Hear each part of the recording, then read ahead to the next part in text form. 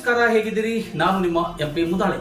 ಬಂಧುಗಳೇ, ಬೀದರ್ ನಗರದಲ್ಲಿ ನಾಳೆ 11:30 ಗಂಟೆಗೆ ಕಾಂಗ್ರೆಸ್ ಪಕ್ಷದ ರಾಷ್ಟ್ರೀಯ ಅಧ್ಯಕ್ಷರಾಗಿರ್ತಕ್ಕಂಥ ಮತ್ತು ವಿರೋಧ ಪಕ್ಷದ ಲೋಕಸಭೆಯ ನಾಯಕರಾಗಿರ್ತಕ್ಕಂಥ ಮಲ್ಲಿಕಾರ್ಜುನ್ ಖರ್ಗೆ ಅವರು ಬೀದರ್ ಜಿಲ್ಲೆಗೆ ಆಗಮಿಸಲಿದ್ದಾರೆ. ಒಟ್ಟಾರೆಯಾಗಿ ಹೇಳಬೇಕಾದ್ರೆ ಬೀದರ್ ನಗರದಲ್ಲಿ ನಾಳೆ ಬೃಹತ್ ಸಮಾವೇಶ ಕೂಡ ಒಂದು ಕಡೆ ನಡೀತಾ ಇದೆ ಮತ್ತು ನಾಗರಿಕ ಸನ್ಮಾನ ಕೂಡ ಒಂದು ಕಡೆ ನಡೆದಿದೆ. ಈಗಾಗಲೇ ನಿಮಗೆ ತೋರಿಸಿರುವಂತಹ ದೃಶ್ಯದಲ್ಲಿ ತಾವು ನೋಡಬಹುದು, ಡಾಕ್ಟರ್ ಮಲ್ಲಿಕಾರ್ಜುನ್ ಖರ್ಗೆ ಅವರು ಕಲ್ಯಾಣ ಕರ್ನಾಟಕ 371J ಏನ್ ಕಾಯ್ದೆ ತರುವಂತಹ ನಿಟ್ಟಿನಲ್ಲಿ ಅನೇಕ ಮಹತ್ವದಂತಹ ಆಸೆ ಆಕಾಂಕ್ಷೆಗಳಿಟ್ಟುಕೊಂಡು ಈ ಭಾಗದ ಜನರಿಗೆ ಅನುಕೂಲ ಆಗಲಿ ಎಂಬ ದೃಷ್ಟಿಕೋನದಿಂದ ಕರ್ನಾಟಕದ ಮಾಜಿ ಮುಖ್ಯಮಂತ್ರಿ ಧರ್ಮ್ ಸಿಂಗ್ ಮತ್ತು ಮಲ್ಲಿಕಾರ್ಜುನ್ ಖರ್ಗೆ ಅವರ ಜೊತೆಗೂಡಿ ಬೀದರ್, ಗುಲ್ಬರ್ಗ, ರಾಯಚೂರು, ಬಳ್ಳಾರಿ, ಕೊಪ್ಪಳ ಸೇರಿದಂತೆ ಕಲ್ಯಾಣ ಕರ್ನಾಟಕ ಭಾಗದಲ್ಲಿರ್ತಕ್ಕಂಥ 6-7 ಜಿಲ್ಲೆಗಳಿಗೆ ಅಲ್ಲಿರ್ತಕ್ಕಂಥ ಉದ್ಯೋಗಗಳನ್ನ ನಿರುದ್ಯೋಗಿಗಳಿಗೆ ಒಂದು ಸಮಸ್ಯೆಗೆ ಅನುಗುಣವಾಗಿ ಇಲ್ಲಿ ನೌಕರಿಗಳನ್ನ ಯಾವ ರೀತಿ ಪಡಿಬೇಕು, 371J ಇಂದ ನಾವು ಹೇಗೆ ಬದಲಾಗಬೇಕು ಅಂತಕ್ಕಂಥ ಉದ್ದೇಶದಿಂದ ಮಹತ್ವದಂತ ಒಂದು ಆರ್ಟಿಕಲ್ ಅನ್ನ ಜಾರಿಗೆ ತಂದಿದ್ದಾರೆ. ಹಾಗಾಗಿ ಬೀದರ್ ನಗರದಲ್ಲಿ ನಾಳೆ ಕಾಂಗ್ರೆಸ್ ಪಕ್ಷದ ವತಿಯಿಂದ ಮತ್ತು ಬೀದರ್ ಜಿಲ್ಲೆಯ ನಾಗರಿಕರ ವೇದಿಕೆ ವತಿಯಿಂದ ಬೀದರ್ ನಗರದಲ್ಲಿ ಡಾಕ್ಟರ್ ಮಲ್ಲಿಕಾರ್ಜುನ್ ಖರ್ಗೆ ಅವರಿಗೆ ಸನ್ಮಾನ ಕೂಡ ನಡೆಯಲಿದೆ. ಬಂಧುಗಳೇ, ನೀವೆಲ್ಲ ನೋಡ್ತಾ ಇದ್ದೀರಿ, ಈಗಾಗಲೇ ಬೀದರ್ ನಗರದ ಹಲವಾರು ಕಡೆಗಳಲ್ಲಿ ಅನೇಕ ಫ್ಲಾಕ್ಸಿ ಮತ್ತು ಬ್ಯಾನರ್ಗಳನ್ನು, ಕಟೌಟ್ಗಳನ್ನ ರಾರಾಜಿಸುತ್ತಿವೆ. ಒಟ್ಟಾರೆಯಾಗಿ ಹೇಳಬೇಕಾದ್ರೆ ಎಲ್ಲ ಒಂದು ಕಡೆಯಿಂದ ನಾವು ವಿಚಾರ ಮಾಡಿದ್ರೆ ಇಲ್ಲಿ ಮಲ್ಲಿಕಾರ್ಜುನ್ ಖರ್ಗೆ ಅವರಿಗೆ ಇನ್ನೊಬ್ಬರು ಸಾಥಿದಾರಾಗಿರ್ತಕ್ಕಂಥ ಧರ್ಮ್ ಸಿಂಗ್ ಅವರು ಇರಬೇಕಿತ್ತು. ಆದರೆ ಅನಿವಾರ್ಯ ಕಾರಣ ಭಗವಂತ ಅವರಿಗೆ ಬೇಗನೆ ಕರ್ಕೊಂಡು ಹೋಗಿದ್ದರು. ಹಾಗಾಗಿ ಇವತ್ತು ಮಲ್ಲಿಕಾರ್ಜುನ್ ಖರ್ಗೆ ಅವರು ಒಬ್ಬಂಟಿಯಾಗಿದ್ದಾರೆ. ಆದರೆ ಒಂದು ವೇಳೆ ಧರ್ಮ್ ಸಿಂಗ್ ಅವರು ಇದ್ರೆ ಇವತ್ತಿನ ಈ ಪರಿಸ್ಥಿತಿನೇ ಬೇರೆ ಆಗುತ್ತಿತ್ತು ಅಂತಕ್ಕಂಥ ಮಾತು ಒಂದು ಕಡೆ ರಾಜಕೀಯ ವಿಶ್ಲೇಷಕರು ಹೇಳ್ತಾ ಇದ್ದಾರೆ. ಹಾಗಾದ್ರೆ ಬಂಧುಗಳೇ, ನಾಳೆ ನಡೀತಿರ್ತಕ್ಕಂಥ ಈ ಒಂದು ಬೃಹತ್ ಆಕಾರದ ವೇದಿಕೆ ಮೇಲೆ ಡಾಕ್ಟರ್ ಮಲ್ಲಿಕಾರ್ಜುನ್ ಖರ್ಗೆ ಅವರಿಗೆ ನಮ್ಮ ಬೀದರ್ ಜಿಲ್ಲೆಯ ಸುಪುತ್ರರಾಗಿರ್ತಕ್ಕಂಥ ಮಲ್ಲಿಕಾರ್ಜುನ್ ಖರ್ಗೆ ಅವರು ಎಐಸಿಸಿಯ ರಾಷ್ಟ್ರೀಯ ಅಧ್ಯಕ್ಷರಾಗಿ ಆಯ್ಕೆಯಾಗಿರುವುದು ಮತ್ತು ಲೋಕಸಭೆಯ ವಿರೋಧ ಪಕ್ಷದ ನಾಯಕರಾಗಿ ಆಯ್ಕೆಯಾಗಿ ಕೆಲಸ ನಿಭಾಯಿಸುತ್ತಿರುವುದು ನೋಡಿದ್ರೆ ನಿಜಕ್ಕೂ ಒಬ್ಬ ಬೀದರ್ ಜಿಲ್ಲೆಯ ಹೆಮ್ಮೆಯ ಸುಪುತ್ರ ಇವತ್ತು ರಾಷ್ಟ್ರದಾದ್ಯಂತ ಮಿಂಚುತ್ತಿದ್ದಾರೆ ಅಂತಕ್ಕಂಥ ಮಾತನ್ನ ಇಲ್ಲಿ ಗಮನಿಸಬೇಕಾಗಿದೆ.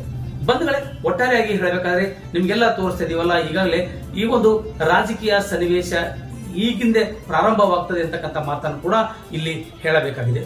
ಒಟ್ಟಾರೆಯಾಗಿ ಇನ್ನು ಕೆಲವೇ ದಿನಗಳಲ್ಲಿ ಲೋಕಸಭಾ ಚುನಾವಣೆಯ ಒಂದು ಡೇಟ್ ಫಿಕ್ಸ್ ಆಗುತ್ತೆ. ಹೀಗಾಗಿ ಬೀದರ್ ಜಿಲ್ಲೆಯಿಂದಲೇ ಇಲ್ಲಿ ಶರಣರ ನಾಡಾಗಿರ್ತಕ್ಕಂಥ ಬೀದರ್ ಜಿಲ್ಲೆಯಿಂದ ಮಹತ್ವದಂತಹ ಸಂದೇಶಗಳನ್ನು ಕೊಡಲು ಮಲ್ಲಿಕಾರ್ಜುನ್ ಖರ್ಗೆ ಅವರು ಅಣಿಯಾಗುತ್ತಿದ್ದಾರೆ ಅಂತಕ್ಕಂಥ ಮಾತು ಕೂಡ ಇಲ್ಲಿ ಕೇಳಿ ಬರ್ತಾ ಇದೆ.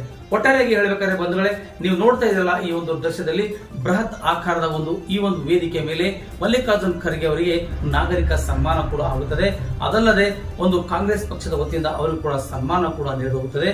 ಮತ್ತೆ ಈ ಒಂದು ಸಮಾವೇಶದಲ್ಲಿ ಬೀದರ್ ಜಿಲ್ಲೆಯ ಮುಂಬರುವ ಲೋಕಸಭಾ ಚುನಾವಣೆಯ ಅಭ್ಯರ್ಥಿ ಯಾರಾಗ್ತಾರೆ ಅಭ್ಯರ್ಥಿ, ಇವತ್ತು ತಮ್ಮಲ್ಲೇ ಮುಸುಕಿನಲ್ಲಿ ಗುದ್ದಾಟ ಆಡುತ್ತಿರುವಂತಹ ಕಾಂಗ್ರೆಸ್ ಪಕ್ಷದಲ್ಲಿ ಕೂಡ ಹಲವಾರು ಜನ ಇವತ್ತು ಇಲ್ಲಿ ತಮ್ಮದೇ ಆದಂತಹ ರೀತಿಯಲ್ಲಿ ತಮ್ಮ ಶಕ್ತಿ ಪ್ರದರ್ಶನ ಕೂಡ ಮಾಡಲು ಪ್ರಯತ್ನ ಪಡ್ತಾ ಇದ್ದಾರೆ ಅಂತಕ್ಕಂಥ ಮಾತು ಕೂಡ ಕೇಳಿ ಬರ್ತದೆ. ಒಟ್ಟಾರೆಯಾಗಿ ಬೀದರ್ ಜಿಲ್ಲೆಯಲ್ಲಿ ನಾಳೆ ಬಿಗಿ ಭದ್ರತೆಯೊಂದಿಗೆ ಡಾಕ್ಟರ್ ಮಲ್ಲಿಕಾರ್ಜುನ್ ಖರ್ಗೆ ಅವರಿಗೆ ನಾಗರಿಕ ಸನ್ಮಾನ ಕೂಡ ಏರ್ಪಡಲಾಗ್ತಾ ಇದೆ.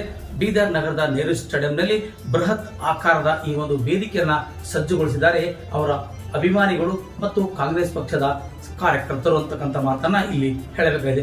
ಒಟ್ಟಾರೆಯಾಗಿ ಬೀದರ್ ಜಿಲ್ಲೆಯಿಂದ ರಾಜಕೀಯದ ಒಂದು ಪ್ರಭಾವ ಹೇಗಿರುತ್ತದೆ, ಅವರವರ ಒಂದು ಅಸ್ತಿತ್ವಗಳ ಹೇಗೆ ತೋರಿಸಿಕೊಳ್ಳಬೇಕೆಂಬ ನಿಟ್ಟಿನಲ್ಲಿ ಅನೇಕ ರಾಜಕೀಯ ಮುಖಂಡರಿರ್ತಕ್ಕಂಥ ಇಲ್ಲಿ ಬೀದರ್ ಜಿಲ್ಲೆಯ ಲೋಕಸಭಾ ಟಿಕೆಟ್ ಆಕಾಂಕ್ಷಿಗಳಲ್ಲಿ ಆಗಿರತಕ್ಕಂಥ ಈಶ್ವರ್ ಖಂಡ್ರೆ ಮತ್ತು ರಾಜಶೇಖರ್ ಪಾಟೀಲ್ ಮಧ್ಯೆ ಶಕ್ತಿ ಪ್ರದರ್ಶನ ಕೂಡ ಒಂದು ಕಡೆ ನಡೀತಾ ಇದೆ.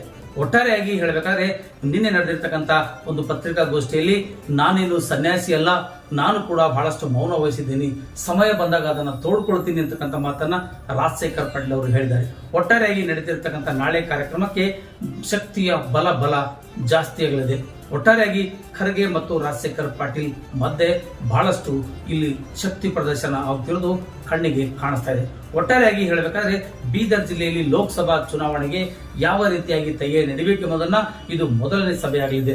ಹಾಗಾದರೆ ಬನ್ನಿ, ಅಲ್ಲಿ ಆಯೋಜಕರು ಕೂಡ ಒಂದಿಷ್ಟು ಮಾತಾಡಿದ್ದಾರೆ, ಅಲ್ಲಿ ನಿಮಗೆ ತೋರಿಸ್ತಾ ಇದೀವಿ. ಬನ್ನಿ ಬಂದರೆ ಹಾಗಾದ್ರೆ ನೋಡ್ಕೊಂಡು ನಮ್ಮ ಈ ಭಾಗದ ಕಲ್ಯಾಣ ಕರ್ನಾಟಕದ 371J ಕಲಂ ಜಾರಿ ಮಾಡಿದಂಥ ರೂವಾರಿಗಳಾದಂಥ AICC ಅಧ್ಯಕ್ಷರಾದಂಥ ಸನ್ಮಾನ್ಯ ಶ್ರೀ ಡಾಕ್ಟರ್ ಮಲ್ಲಿಕಾರ್ಜುನ್ ಖರ್ಗೆ ಅವರು ಇಲ್ಲಿ ಬರ್ತಾ ಇದ್ದಾರೆ. ಅವರಿಗೆ ಸನ್ಮಾನ ಇಟ್ಕೊಂಡಿದ್ದೀವಿ.